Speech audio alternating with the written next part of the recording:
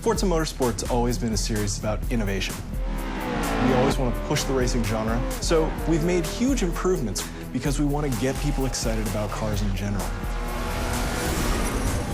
The Alps is the ultimate driving road because it's set in a beautiful location and the ribbon has been hand-tuned over months of testing to make sure that it's just the right balance of speed, challenge, fun, in a wide variety of cars for a wide variety of players.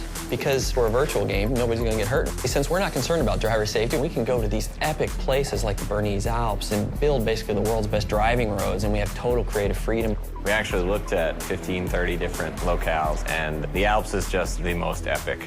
The landscape is so surreal, it's crazy. I mean, these mountains are very different from any mountains you see anywhere else. I mean, it's just with all the jagged peaks. We are on part one of a trip that will take us through Switzerland and Italy as the guys from Turn 10 gather source material and basically inspired by the entire trip. What we're going to do is find the most amazing areas we possibly can and photograph them to no end. We took a really long elevator ride after a train ride and a long walk and another train ride. Took a while to get up here, but oh my God, it's worth it. Did you guys see the background and everything? Yeah.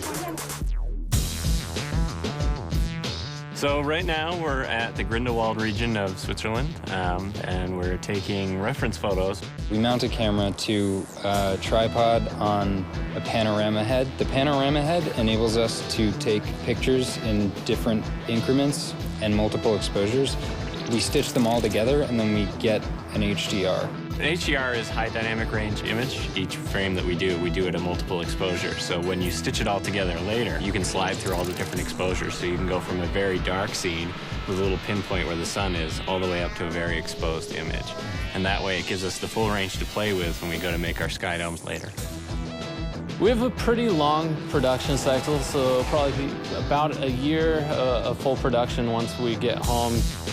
So we bring back all of our reference, we start modeling rough landscapes that existed there so they're fairly accurate, but we're not bound to recreate it perfectly as it exists because there isn't a track there. But we want it to be believable. It needs to fit with the other real racetracks in the game. So we create a whole backstory about how the Burmese Alps came to be. It started off as a ski resort, and roads were built for workers in the wintertime, and then this rich entrepreneur bought it and tried to build a racetrack there, but got shut down.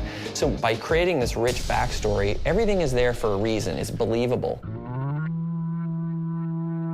Fictional tracks are a chance for us to really showcase some of the graphical tech that we have in our game. We've redone our lighting engine, and this track in particular, with its very bright snow and blooming, really shows off what our graphics engine can do. The television can only represent basically one order of magnitude of brightness, from 0 to 255, black to white, whereas the human eye in the real world can see, I think, 7 orders of magnitude of brightness, and in the real world there exists far beyond that. The sun is infinitely brighter than a white piece of paper, but on a television screen they look the same.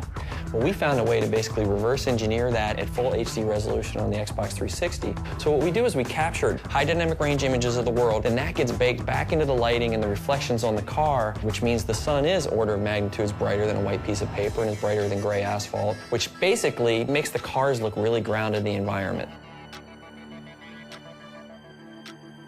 We've traveled thousands of miles, we worked thousands of hours, and here it is, the Burmese Alps track in Forza 4.